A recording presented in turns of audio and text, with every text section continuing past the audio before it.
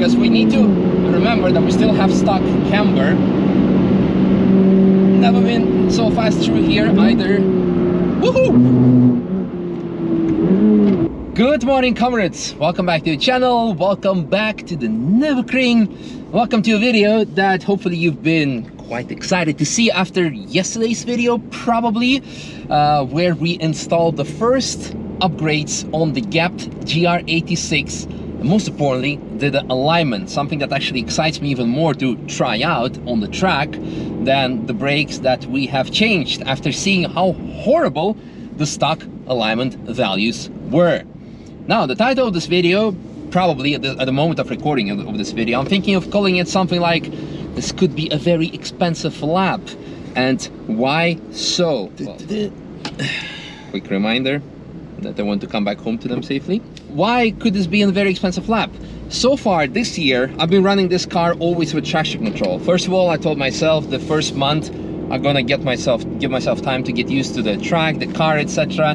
But after getting used to the car, I was still kind of nervous. And I believe this had to do definitely with the alignment. So for the first time ever, I think for the first time ever on YouTube, we're gonna switch off traction control completely. I know that the track is also halfway wet, but I already took this car out to the gym to just, and while driving it on the street, I already felt how much more stable it is through the local corners. So I'm very much more confident, because also in the past, when I was driving it, I believe there was a very nasty moment through Hedvigshö, because the car pretty much was suffering from bump steer. Oh, well, I would keep getting flat through here. Holy fuck! That's really... Oh, we can brake a lot later, of course, with the new brakes. My god.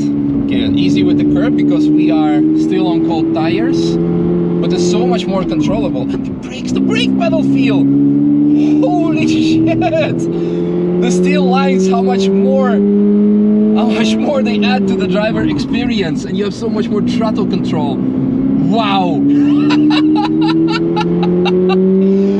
Small upgrades that give such a big difference. Still a bit smoothly through here. I really need to watch out, because in the past I really had to press the brake pedal, but now it's really so stiff that a bit of braking is actually quite a lot of braking already, and especially on cold tires need to be a bit of smoother. Let's take the curb. Yeah, fuck it. Let's see how it reacts. Smooth. Very good.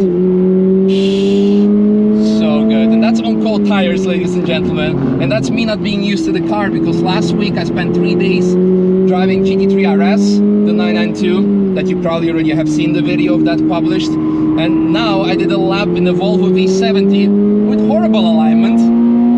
So I'm now getting used to this super sharp car with track mods. This is so good. So for everyone watching, which mods should you do to your car first? Alignment, first of all, to keep you safe, and the brakes for a very affordable price, I would say, because it doesn't have to be super expensive. I have a very fast E46 M3 coming up. MVP performance sticker on the back. Ooh, the bonnet is even flickering. I haven't seen that before. Turning in on the gas, easy to Charoudin. Nice. Never went so hard, so late on the brake through here before, but now it's even a bit overconfident, I would say. Let's not get too overconfident. At this point, I really need to calm myself down, not to get too overconfident, but wow. Because we need to remember that we still have stock camber. Never been so fast through here either. Woohoo!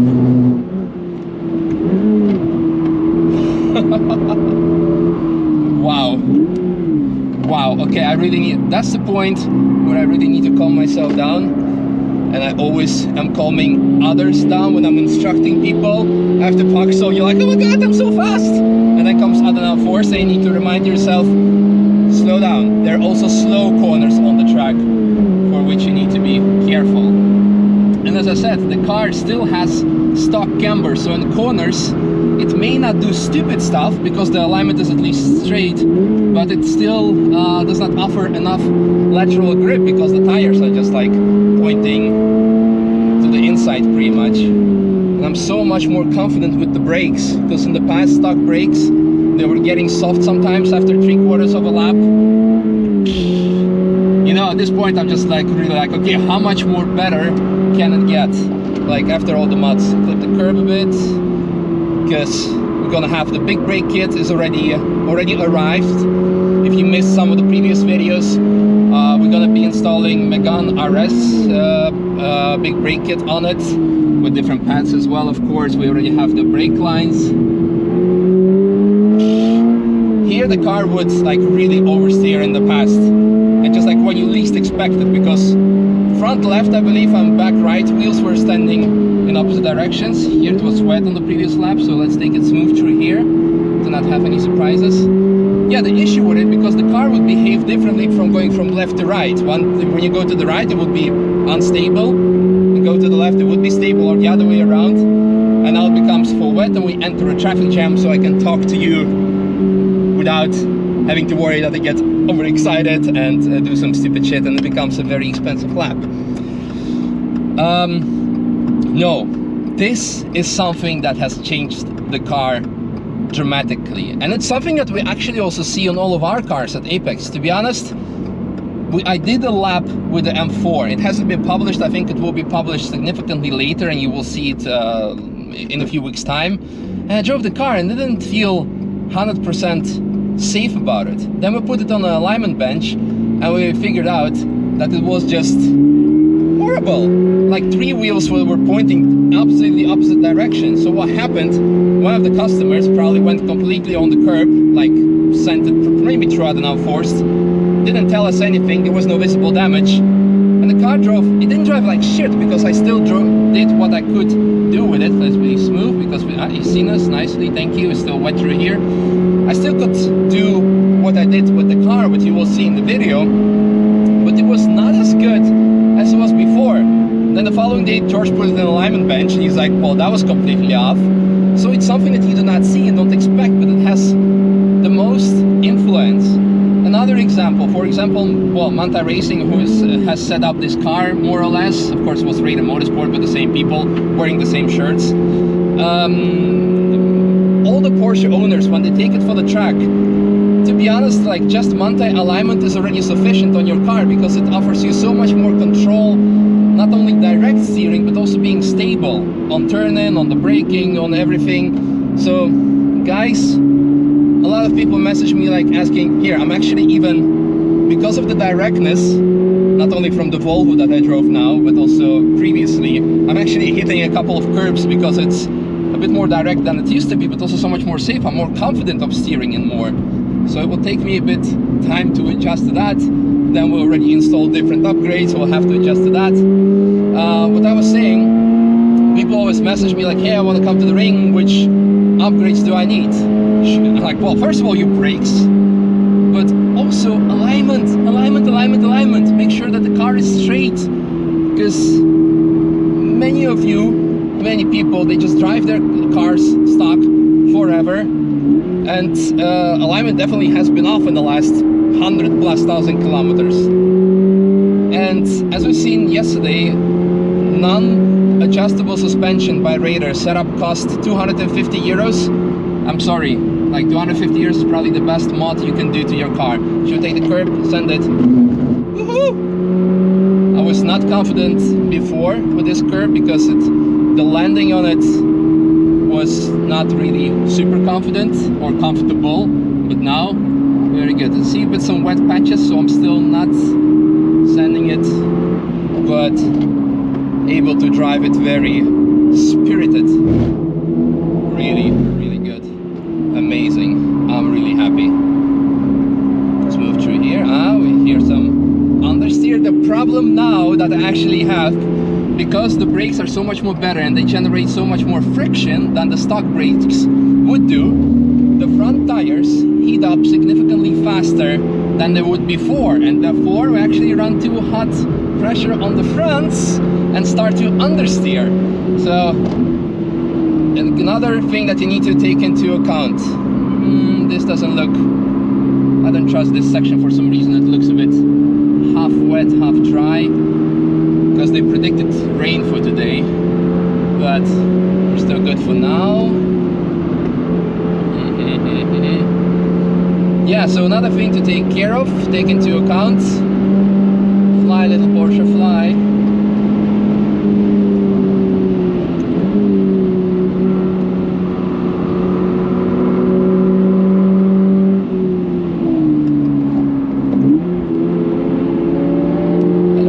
Speaking of the devil. Yeah, so next upgrade, I mentioned already, we of course have a full suspension coming up. We have the big brake kit, we have lots of different suspension components, seats, half cage, lots of things. Running really wide because the brake pedal feel, I'm so in love with it. It just now in the corners, I'll insert the picture here so you can see how horrible the stock camber is. Like, you really want to lean and just send it. But yeah, the oil is okay, 118. We of course didn't have the full climb because there was a yellow through Kesselchen and backpack. But wow, completely transformed the car for under 1,000 euros. It was like what, 470 for the parts, 250 for the alignment, a bit of work. Perfect. And of course, again, you could do it yourself cheaper, but I always say don't cheap out on labor, on quality, and especially safety parts. Like, you can go for a bit cheaper parts, but as mentioned in yesterday's video, these are not like endless that we are working with, because again, I'll be swapping the brake calipers, so it would make no sense for me to install like 800 or something euros brake pads alone. So you can go just like a middle ground. Don't cheap out, but you don't have to go fully expensive anyway. And yeah, you can see how much effect it has. Watch some previous videos. You can probably, thanks to the pedal cam, see also how much travel there is in the pedals. It's so good, so good, so good, so good. Yeah, so the next step, as mentioned, alignment, not alignment, but suspension with adjustable camber, because now through the corners, it's like really like, you're really missing, you're missing the grip to go actually earlier on the gas and carrying higher speed. But at least at this point I feel confident. I know that if I don't do anything like stupid, the car will not steer by itself or do some other stupid shit. So no, I'm absolutely blown away. And I'm not telling you like, hey, this car is so amazing, you should register on gap.online to make sure so you can make chance to win this car. Of course, that too. But I'm showing to you that how much things you guys can do to your own cars. Alignment, brakes, done. Worry about horsepower later. Tires, also important. We didn't change these because this Michelin PS4S, also good. And I see some raindrops appearing, so we actually did it nicely in time. Very good. I'm happy.